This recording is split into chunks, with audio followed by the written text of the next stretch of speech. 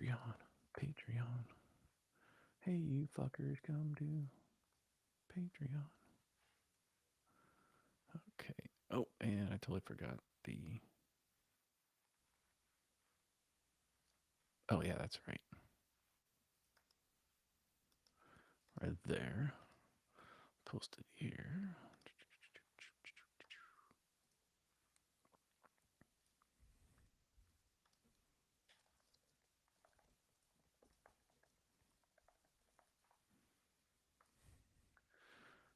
There.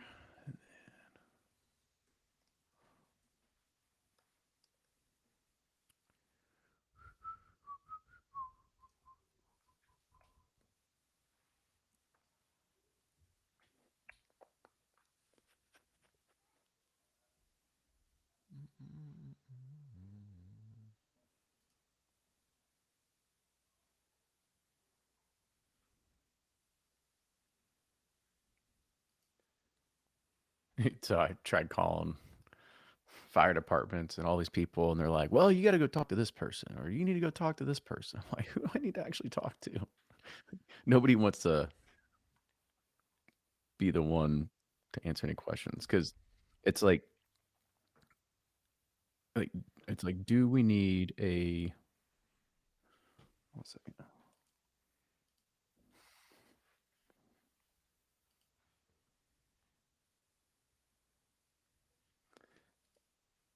It's like, do we actually need a like to do all this?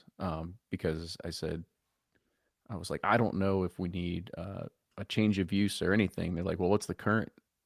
I called like the building inspector. He's like, what's the current one? I was like, I don't know. I was like, he was like, well, what was there before? I was like, I don't know. I was like, I'm running the building, and he goes, well, you need to talk to the fire department and they can look into this. I call the fire department. They're like, well, you need to talk to. He's like, who sent you here?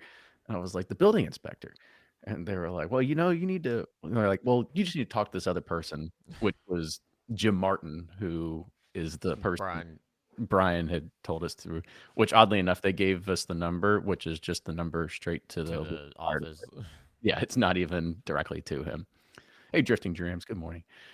Yeah, so it's just kind of like, God dang it. But I'll get it figured out. What a mess. Yeah, it's okay. Typical. All right, here we go. You ready? Yep. It's This Week in Bourbon, and everything's on fire. And here's your headlines for July 14th, 2023. Sazerac wins a no contest lawsuit against another company selling miniature gift sets of Weller. Evan Williams Bourbon Experience has a new experience called Bourbon Boot Camp. And New Riff Distilling is announcing its Sour Mash Single Malt project. But before we get started, here's a quick word from our partners. Well, it's that time once again. It's This Week in Bourbon. It's your favorite news roundup of everything bourbon happening across the landscape of, well, whiskey and bourbon. But Ryan and I I think it's here once just again. everybody's favorite news outlet. It's like it's got to be way better than any other news outlet. I mean, it's kind of like if you look at the late night talk shows and they do that monologue where they talk about stuff that's relevant and happening. I feel like that's us. Yeah, we're just way funnier, way wittier. No, Yeah. we're We- terrible. you're looking at the two writers right here that just think of everything up on the fly. That's right. And Hmm. we may or may have an intelligent opinion on it or not. Well, we'll give you our opinion, that's for sure. What's on fire?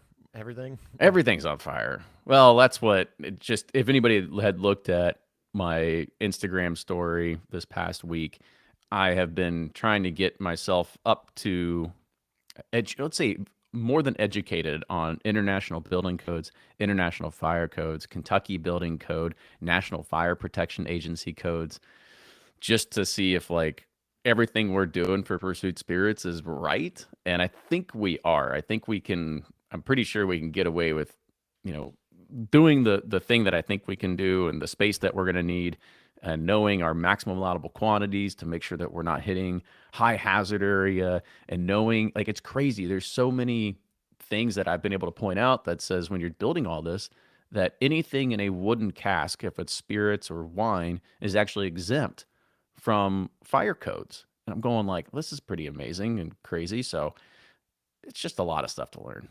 I'm sure you're gonna get an email that says, you're wrong. Well, and that's the crazy thing is that when you start looking, and you can go on the websites for everything too, and they have a whole section on interpretation. And so everything is based on interpretation on how you take the rules and what you're doing. And so it's fun to see how that all plays out. But who knows? We'll find out The hard way. the hard way. It's all just time right now that's being invested into it. Well, But and money. well, tons of money. Hopefully not tons of money. Maybe that's the other way.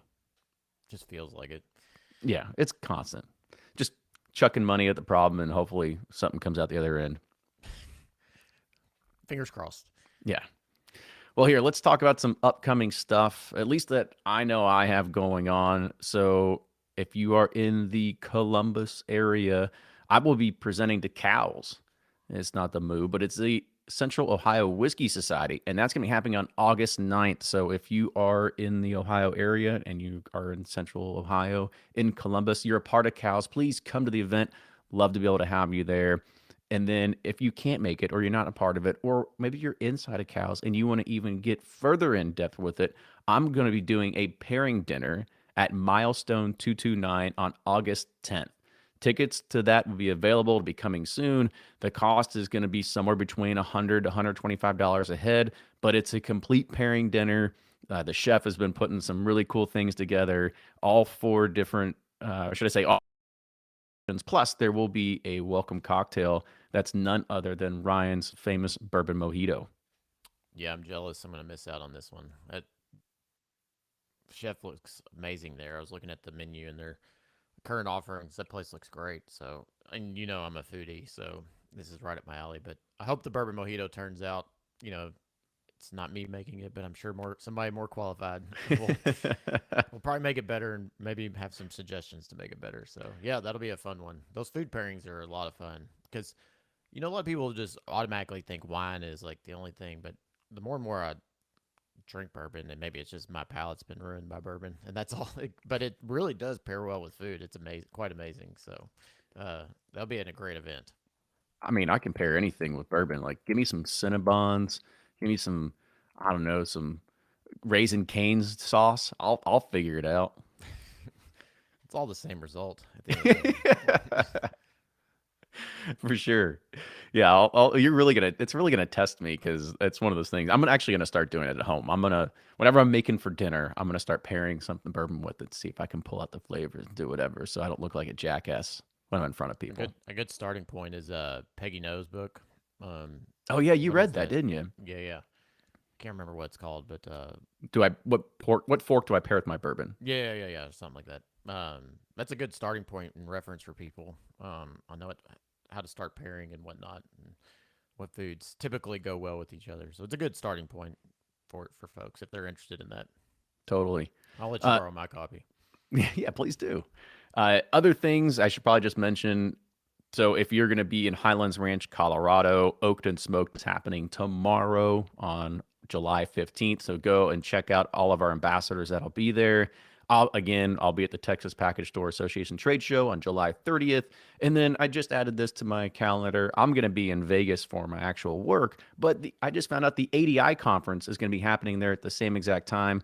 And I'm going to go there for one day and check out the expo floor and stuff like that. So if you're going to be at the ADI conference, try to find me on the 23rd of August and come say hi.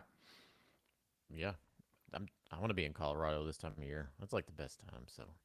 whiskey for oak and smoked. That'd be a good one. They got some really cool names for events out there. But you ready to start hitting with the bourbon news? Let's do it. All right, here we go. So, Liberty Pull Spirits, it's a 7-year-old family owned whiskey distillery. They're based out of Pennsylvania. They're announcing their grand opening of their new state of the art, quote, whiskey campus. And it's nestled amidst the rolling hills of southwestern Pennsylvania. And this is going to be an impressive array of features that will captivate a full range of whiskey enthusiasts. The new production facility consists of 4 1,000-gallon fermenters along with a 1,000-gallon cooker supplied by Deutsche Beverage Technologies of Charlotte, North Carolina. The facility also boasts 2 large pot stills, a 1,000-gallon shipping still from Vendome, and a 600-gallon spirit still from Specific Mechanical of Victoria, British Columbia. The 5-story barrel warehouse stands as proof of their desire to create the ultimate aging environment for their whiskeys. And one of the few 5-story rickhouses outside of Kentucky and Indiana, it's an investment in a tried and true whiskey aging environment and illustrates their commitment to producing exceptional whiskeys.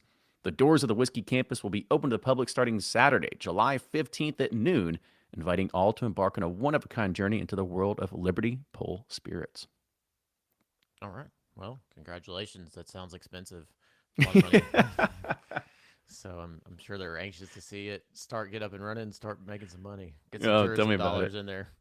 Yeah, it's been one of those things. Like we typically don't talk about all the craft brands that do stuff like this, but Liberty Pool has been very kind to us over the years. So I want to give them a shout out and say congratulations on this monumental change because I know it's a big push to be able to do something like this. Yeah, that's awesome. Excited to see it. Congratulations, and go check it out if you're in Pennsylvania. Yeah. So here was the first headline: is that whiskey producer Sazerac, you know them, Fireball and everything else going on, they have emerged triumphant in a lawsuit against Allocated Liquors LLC, which when I first read this, I was like, against Allocated Liquor. I was like, oh no, that's the actual company. It's called Allocated Liquors. And they're receiving $30,000 in damages. So Allocated is a liquor distribution company, and it found itself in hot water after it says, quote, selling counterfeit whiskey, but I don't know if it's counterfeit. But it says that appeared to be on Sazerac expensive, and it says highly rare WL Weller bourbons on its website. So Allocated sold miniature bottles of quote gift sets of Weller. Here's the problem though, is that Sazerac has never actually produced or sold many bottles of Weller. So they tried to figure out where it came from, and it's an unlikely source. It turns out it came from Etsy, the popular e-commerce website used for selling jewelry, clothing, decor, furniture, and all that sort of stuff. It's unclear what was in the miniature bottles, but if I had to guess, they probably are filling them with Weller. But once Sazerac became aware of Allocated's unauthorized sale of it, it sent the distributor a cease and desist letter demanding Allocated to stop selling Weller branded bourbons and disclose the source of the Weller, or disclose the source of what's inside the bottles. Allocated complied, removing the Weller and other Sazerac products from its website and explaining that it had purchased around 10 sets of miniature Weller bottles from an Etsy seller about a year ago, and now they had 3 sets left in stock, in which the company said it discarded and declined to provide any additional details. The outcome for Sazerac was positive, but not perfect. The company actually sought between $40,000 and $200,000 in damages, but received only $30,000, and it had its 2 additional requests denied, a permanent injunction to have its attorney fees covered as well. I've seen they've had Weller mini bottles, like airplane bottles. I've seen those. I think Have they? I don't know if they have. maybe not. Maybe it's just pints I've seen. Let's see. I know they do the Mini WL blends. Weller. Um, Yes, they definitely do it for that. but Um, yeah, I'm looking. Let's see. Oh, they had some. It looks like they did back in the 90s. okay. Yeah, I thought they did back at some point. They Yeah. had them. Back in the 90s, they did because I can see. I just went up on like there's a website and it has a old scripty label with a tax stamp on it. Hmm. So I don't even think that's 90s. That's probably tax stamp days. Yeah, that's a big no-no. You can't just make up somebody's product and you know and just start filling it with crap and selling it. Maybe to your buddies, but not as a legit business. Yeah, I would probably advise against doing that. So, not surprising they had to pay some damages. And I doubt those kits sold anywhere close to $30,000 Oh worth. no, yeah, it's a hard lesson learned. Yeah. Do it for Christmas gifts to your employees, but not don't sell it. Yeah, exactly. All right. Well, here's the next one, and that's, smelling like bourbon is usually frowned upon, especially when it's engaged in certain activities like driving, sitting for a job interview, or attending a kid's 9 a.m. birthday party. But sometimes that familiar aroma is exactly what you need to tie an outfit together or to spice things up for a date. So here's Ode to Oak, a new bourbon-based fragrance line from a Kentucky whiskey expert, and this is a new perfume and from a new company from, of course, Jackie Zykan. She has degrees in biology and chemistry, and her career has taken her to nearly every corner of the American whiskey world. She once served as, of course, master taster at Old Forester. She's a master blender at Hidden Barn Whiskey, and she's been on the show plenty of times. And with a finely tuned sensory skills, she's now turned her attention to fragrances and colognes and perfumes that are highly traditional, based on neutral alcohols, but infused with scents. So Zykin has put her own twist on the category by building these fragrances on a foundation of bourbon. And it receives the bulk of its aromatic qualities from maturing in oak barrels. Hence, they have notes of vanilla, spice, fruits, herbs, and florals. An ode to oak that includes several fragrances available in 15 milliliter rollers and 30 milliliter atomizers with names like Feral Gent and Walk of Shame. Each comes with descriptions similar to those you might find on your whiskey bottle. I'm sure they would do a sweet oak for you, right? I mean, I should probably go ahead and trademark that one before she steals it. Yeah. I'm This is a cool idea. I mean, they're fragrances. I'm very. I guess it's my nose. I have a sensitive nose, and maybe, but I can smell like perfumes and colognes from like ways away, and it just like I'm like, oh, it's just too overpowering. So I'd be interested to see how subtle or overpowering these aromas are. Just Yeah. be like, sorry, officer. This is my ode to oak, not. That's your way to get out of it. But like, it's just the cologne, sir. Don't worry about it. It's my sweet oak cologne. But Yeah, I mean, I don't know. I haven't worn cologne in decades, I guess. But I'm sure there's plenty of people out there. And when you go into Christmas and Father's Day time, this is definitely one of those things that you can say, "Hey, I know you like bourbon. Here's another bourbon thing you can yeah, it's go one ahead of and those get." like trinkets or fun gifts you can just give, like someone's a bourbon lover, just be like, haha. Instead of the ice rocks or whatever, kind Oh of died God, off. don't do that. Yeah, I'm surprised nobody's done this before. I know. It's a good idea. It is. I like it. I like the atomizer thing. I could do that. Just have my house smell like a rick house all the time. See, there we go. I think there's more room for that Yeah. because my wife hates candles. We don't have any candles in the house. Don't burn candles. Lauren's just deathly afraid of because how many stories do you read of a house burning down because somebody just left a candle Well, burning in just the tell other her you room? know all the fire codes and it's okay. Yeah.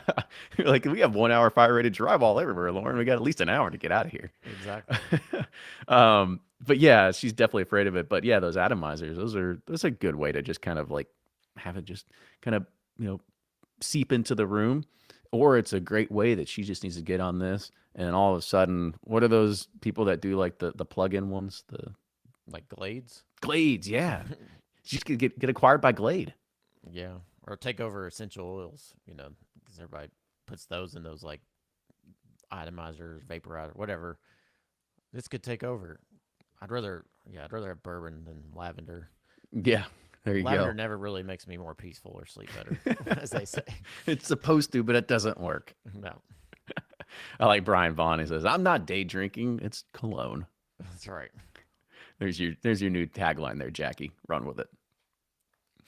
All right. So our last one here is that Evan Williams Bourbon Experience. Well, they have I guess you could call it a new experience, and it's called Bourbon Boot Camp. And you get to work side by side with Evan Williams Bourbon Experience artisanal distillery team from grain to barrel.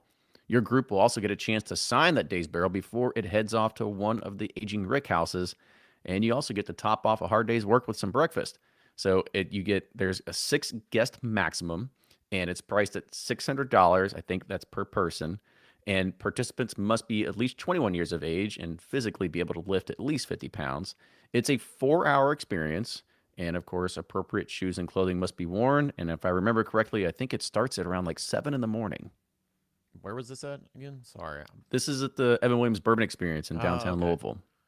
So do you pre-buy the barrel for $600 a piece, No, no, or? no, no. You don't get to buy the barrel. You get to be a part of the distillation of the barrel. Oh, okay.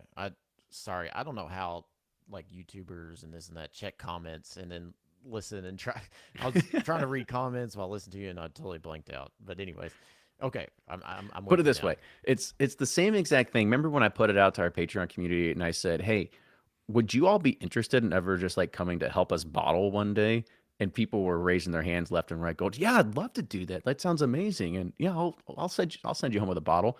Here, you get to go and grind corn and mash it up and put it inside of a still and then put it inside of a barrel, sign your name on the barrel, and then walk away. And you're going to pay $600 to do that. Yeah, that's a lot. Well, see, that's the thing is that there's this whole drive of like wanting to do like new and different, interesting things, and so it's like, hey, you want to see what it's like being on the, I guess you'd call it the front lines of bourbon. Here it is. Yeah, I guess it'd be a nice immersive experience to understand all the processes and whatnot. I guess we've seen it so much it's like lost its appeal. But this could backfire though too. They could be like, "That's it," you know. That's the romance of distilling. I'd still think that No, I'm just kidding. it's gonna do well because it's not gonna be something that you do a lot, but I think I mean, actually what it would probably be really good for is people that think they want to get into being a distiller, and then you can go and spend your time doing this, and you go, well, I see what it's like now, day in, day out doing Do they? this. Do, I'm assuming that did you say what type of still they have? Is it a pot still there or a Well, column? everyone's bourbon experience, I Yeah. believe it's a pot still that they have Okay. there. Yeah, we've been through and toured and seen the glass wall. Well, that might be a little more interesting because I mean, not that columns aren't, but they pretty much run themselves. Pot still is like a true craft and art, so that'd be more exciting. Yeah. Which I know it says it's a 4 hour experience. So I don't know exactly at what point are you actually grinding the corn? Are you doing the milling? Are you doing the mashing and then the distillation? I don't know if you can do all that in 4 hours. So I would imagine that there's probably going to be some steps that you're going to skip in the process and expedite it. Yeah, I'm sure you'll start a fermentation run, but you'll have one you can pull from to put it in the still and whatnot. Yeah, I kind of forgot Because about you're gonna the wait 3 day 3 days. fermentation process. Yeah. Well, you gotta camp out Yeah. for We got you a cot set up here in the back that's all right. just to make sure you get the just the right amount of build up on top there.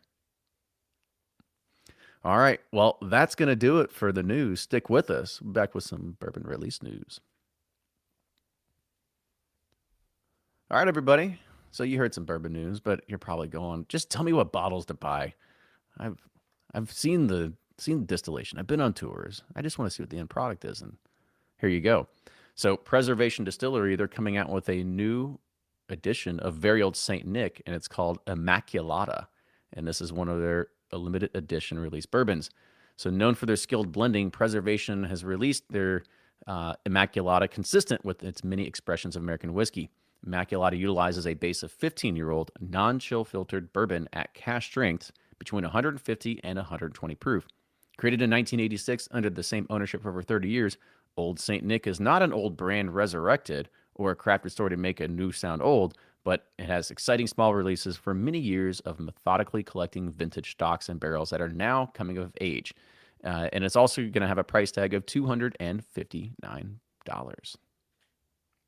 That is true. They've had some impressive stocks of just great whiskey throughout the years. It's that I mean, I've had some that are just fantastic. Yeah, I was about to say, I was like, I've got some of those little tiny, Yeah, 375 versions of it. And yeah, absolutely phenomenal, phenomenal whiskey that they've been able to yeah. I saw this get and hold one. on to. You got a bottle of it, maybe, and it's like 15-year-old or something. Is that what it said? This one, Yeah.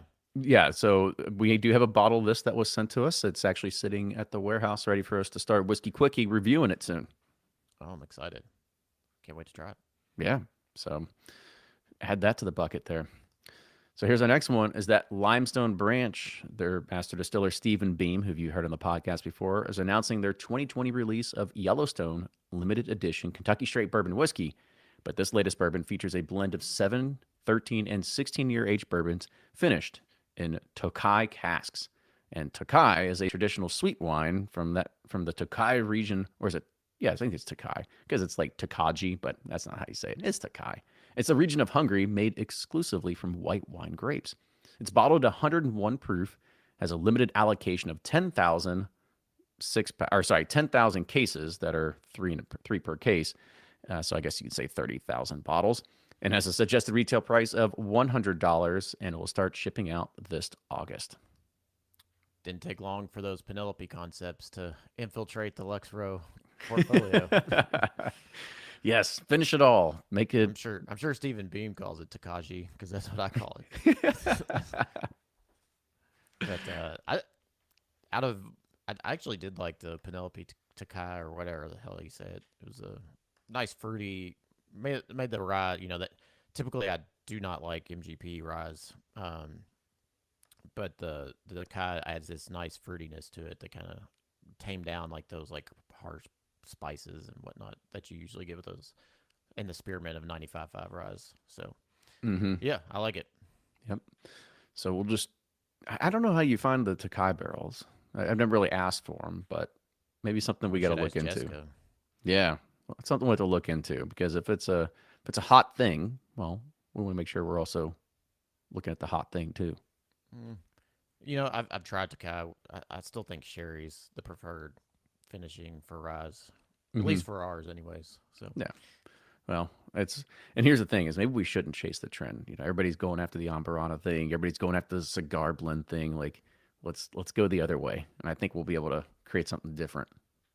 man, Brian did a blind tasting of like one Colombian oak and then four different Ambaranas. Like I had no idea what they are, and instantly I could smell them, and I have no idea how people like that stuff. I mean, zero clue. Like I don't know. Maybe my palate is just strange, but it does not like Ambarana stuff. It is terrible.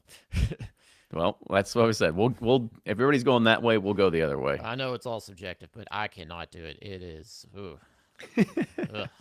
Anyways, it'll be a funny reel he's coming out with. So Well, if I had to guess, and by the way, everybody that's out there that's come out with Amperana finishes, we still love you. It's just oh not yeah, for yeah. us. It's all subjective, and there's a flavor for everyone. It's just not for me.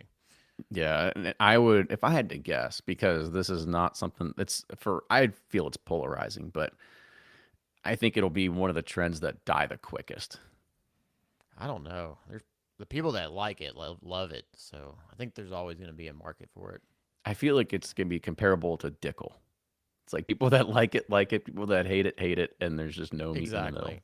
And but now I got like some of my friends that were 5 years ago were like, I really that Tennessee Dickel, and now they're like buying the 17 year and 12 year, and they're like, this stuff's pretty good. And I was like, I know I was trying to tell you that like 10 years ago, and you only like put your nose at it. And now you're like, it's good.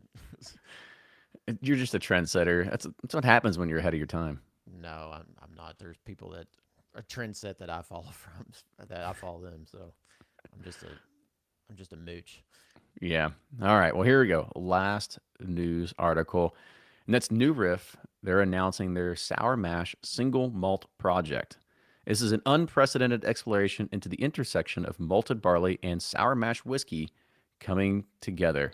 So, a proactive riff on a very old tradition, New Riff began distilling batches of malt whiskey back in 2014 in the first 6 months of the distillery's history, with the first batch set to debut this fall. The concept is inspired by the Celtic tradition, also by New Riff head distillers Brian Sprance's 15-year of professional brewing experience, encompassing nearly every style of modern beer. Through the reimagination of both Old World and New World beer styles, the New Riff distilling team set out to produce a whiskey that showcased all the wonderful malted varieties they've experienced as brewers. The distillery has 6 different malt whiskey mash bills that will be blended into a range of New Riff malt whiskeys. The mash bills include whiskeys made with 100% Golden Promise, Maris Otter, Chevalier, Cavalier, whatever it is, heirloom malted barleys, as well as mash bills inspired by a peated Scottish barley and 2 beer-inspired mash bills based on classic barley wine and Belgian quadruple recipes. Each offers a very distinct flavor profile, and the malt whiskeys have matured in a variety of barrels ranging from new charred oak, decharred toasted oak, red wine cask, Portuguese brandy cask, classic sherried oak casks, and more. And their mash single malt will be bottled at cask strength and like all New Riff products without filtration. But however, more information on this offering will be released in the upcoming months. So they're all single malts, right? Basically, just different forever. It's like 6 different single malts in different casks, and they're just gonna just go ham with it and blend it all together. It's gonna be like a spaghetti of malt whiskey. Spaghetti. I mean, this is another trend that would be interesting to see.